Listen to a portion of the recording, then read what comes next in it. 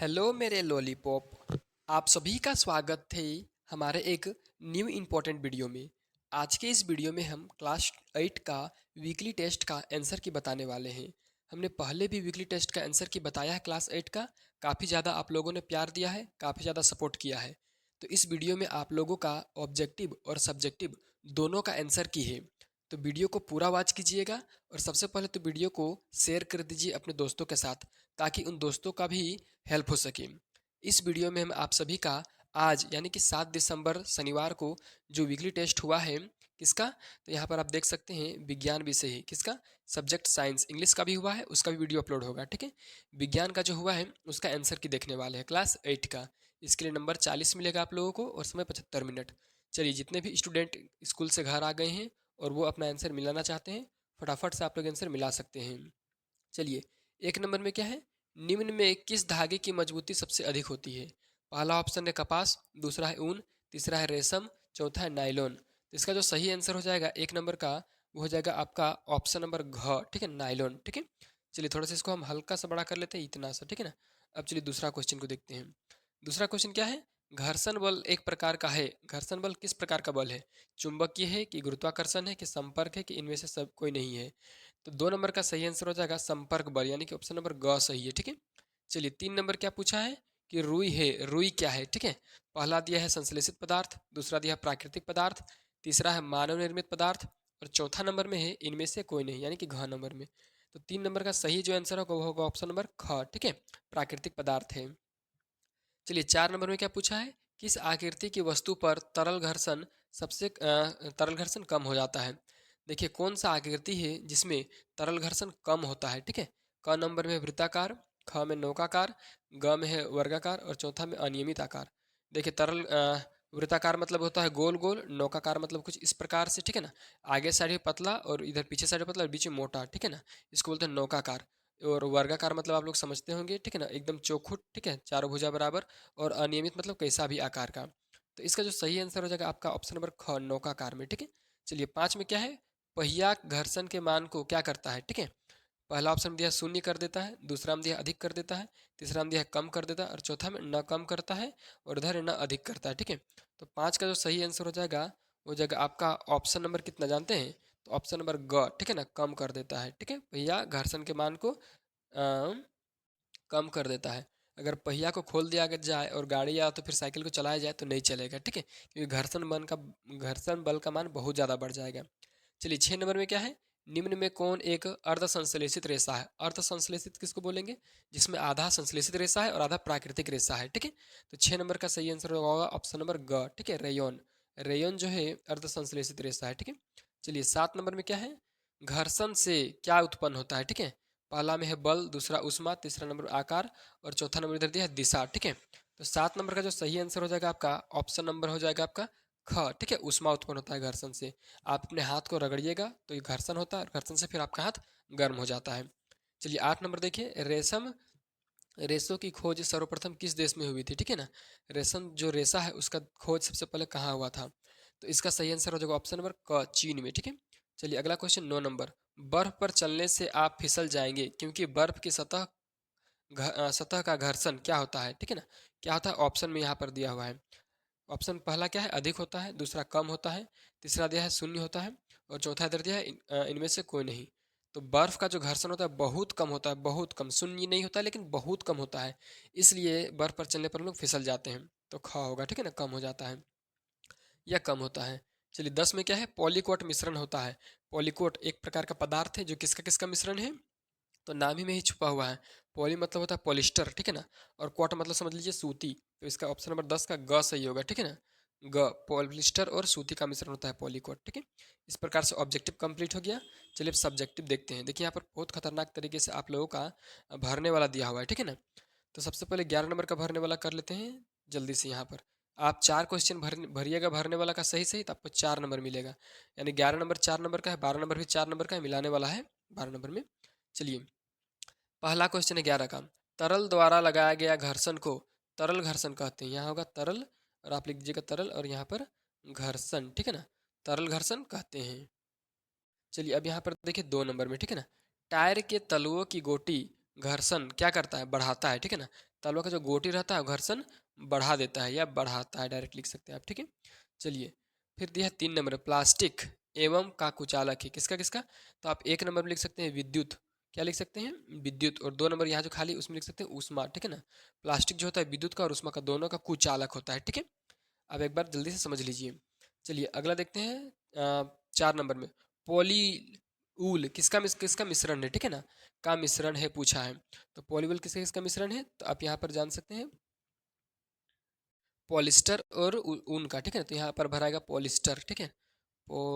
Sorry एक second, polyester भराएगा, polyester, ठीक है। और इधर वाला में क्या भराएगा? ऊन, ठीक है ना, ऊन। ये दोनों चीज़ का मिश्रण होता है, ठीक है। चलिए अब 12 नंबर का क्वेश्चन देखते हैं, इसमें भी आपको 4 नंबर मिलेगा, ठीक है ना। 12 नंबर, कॉलम अ से कॉलम ब का सही मिलान करें, मिलान करना है, ठीक है। चलिए इतना सब देख लिए, मिलान जल्दी कर जल्दी करते हैं। पहला दिया है नायलॉन, तो नायलॉन आपको क्या हो जाएगा? ऑप्शन नंबर सी से मिलेगा, ठीक है ना, पूर्ण रूप से संश्लेषित रेशा है। चलिए 2 नंबर दिया थर्मोप्लास्टिक, इसका बेकेलाइट और मेलामाइन का निर्माण होता है, ठीक है ना, किससे? तो थर्मोसेटिंग प्लास्टिक से। 3 नंबर देखिए पॉलिश और ग्रीस, ये क्या है? घर्षण कम करने वाला पदार्थ, ठीक है। अब देखिए पीवीसी क्या है? इससे पाइप और बरसाती कोट इत्यादि बनता है, ठीक है। एक बार आप इसका स्क्रीनशॉट ले सकते हैं जल्दी से। चलिए अब चलते हैं 13 नंबर, ठीक है। 13 नंबर में सही गलत पूछा हुआ है, बहुत इजी क्वेश्चन इस बार आया हुआ आप लोग का। 13 नंबर का 13 का क में क्या है? संश्लेषित तंतुओं को धो तथा पहनो पदार्थ कहते हैं। तो इसका ऑप्शन इसका होगा सही, ठीक है ना। संश्लेषित जो रेशा होता है उससे जो पदार्थ उससे जो कपड़ा बनता है, उससे जो वस्त्र बनता है, उससे धो तथा पहनो कपड़ा कहते हैं, ठीक है। चलिए ख नंबर, विद्युत स्विच थर्मोसेटिंग सॉरी थर्मोप्लास्टिक से बने होते हैं, ठीक है ना, या तो फिर बनाए जाते हैं। तो ख नंबर का जो सही ऑप्शन होगा, सॉरी यहाँ पर ख नंबर में गलत होगा, ठीक है ना, ऑप्शन नहीं गलत होगा, क्योंकि थर्मोसेटिंग प्लास्टिक से बनता है विद्युत स्विच वगैरह, ठीक है, थर्मोप्लास्टिक से नहीं। ग नंबर में रेशम के कीट से रेशम प्राप्त किए जाते हैं, ये सही बात है, ठीक है। चलिए अगला देखिए घ नंबर, किसी पृष्ठ को रुखड़ा बनाकर घर्षण बढ़ाया जा सकता है। मान के चलिए यहाँ पर रोड है, ठीक है ना, और यहाँ पर पूरा प्लेन है, तो यहाँ पर आसानी से गाड़ी चलेगा, ठीक है।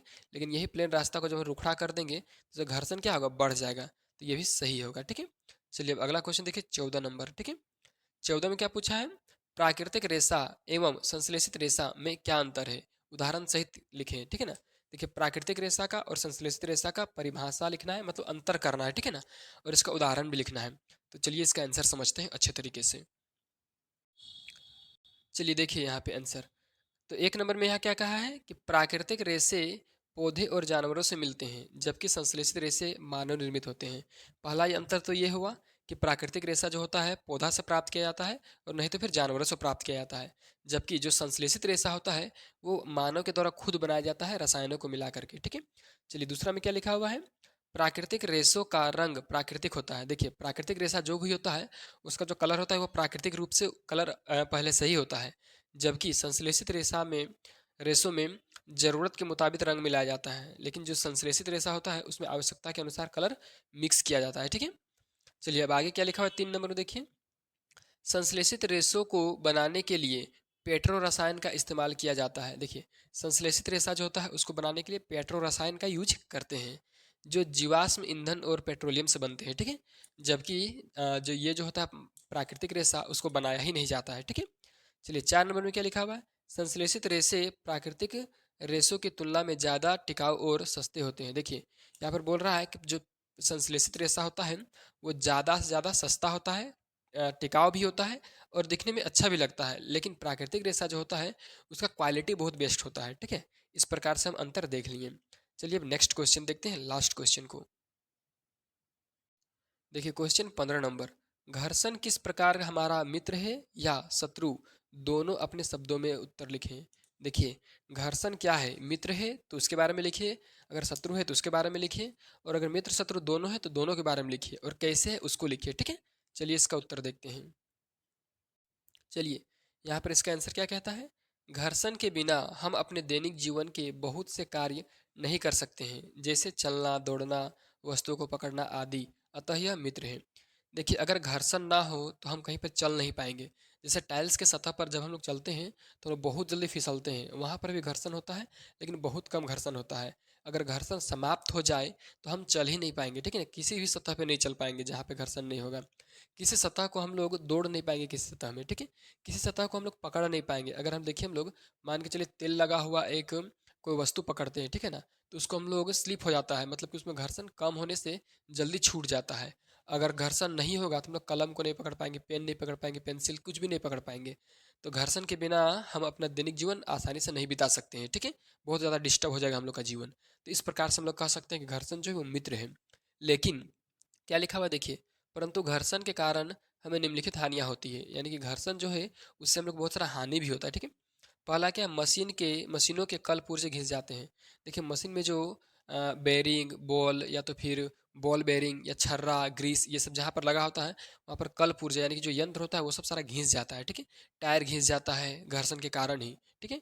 दूसरा, इसके कारण ऊर्जा की हानि होती है। देखिए घर्षण जो होता है उससे ऊर्जा बाहर निकलता है और ऊर्जा का हानि भी होता है, ठीक है। तीसरा, खुरदुरे मार्ग में चलने पर अधिक बल की आवश्यकता होती है। देखिए जब हम लोग खुरदुरा मार्ग में चलते हैं, गाड़ी को मान के चलिए रोड में छोड़ करके खेत में हम लोग चलाने लगे, फील्ड में चलाने लगे, तो ज़्यादा ऊर्जा का जरूरत होगा, उससे ज़्यादा तेल का खर्च होगा, ठीक है ना। तो घर्षण रहने से ये सारा हानियाँ हैं। और क्या है, इसी के कारण स्पर्शक तल घिस जाते हैं, ठीक है ना, मतलब तल घिस जाते हैं। अतः इस प्रकार से हम लोग क्या बन सकते हैं कि अतः घर्षण शत्रु है, ठीक है ना, यह घर्षण शत्रु है। तो देखिए इस प्रकार से हम लोग घर्षण को मित्र भी बताएं और शत्रु भी बताएं, और सही में ये दोनों चीज़ है, ठीक है ना। तो देखिए इस प्रकार से हम क्लास 8th का ऑब्जेक्टिव और सब्जेक्टिव दोनों क्वेश्चन आंसर आप लोगों को बताए हैं। अगर आप लोग को वीडियो अच्छा लगा है तो जल्दी से वीडियो को सबसे पहले शेयर कीजिए अपने दोस्तों के साथ, फिर वीडियो को लाइक कीजिए और चैनल को सब्सक्राइब कीजिए। और इस वीडियो का पीडीएफ प्राप्त करने के लिए वीडियो का डिस्क्रिप्शन का जो लिंक है उसमें क्लिक करके डाउनलोड कर लीजिए, और व्हाट्सएप ग्रुप में जुड़ने के लिए डिस्क्रिप्शन के लिंक से जुड़ जाइए।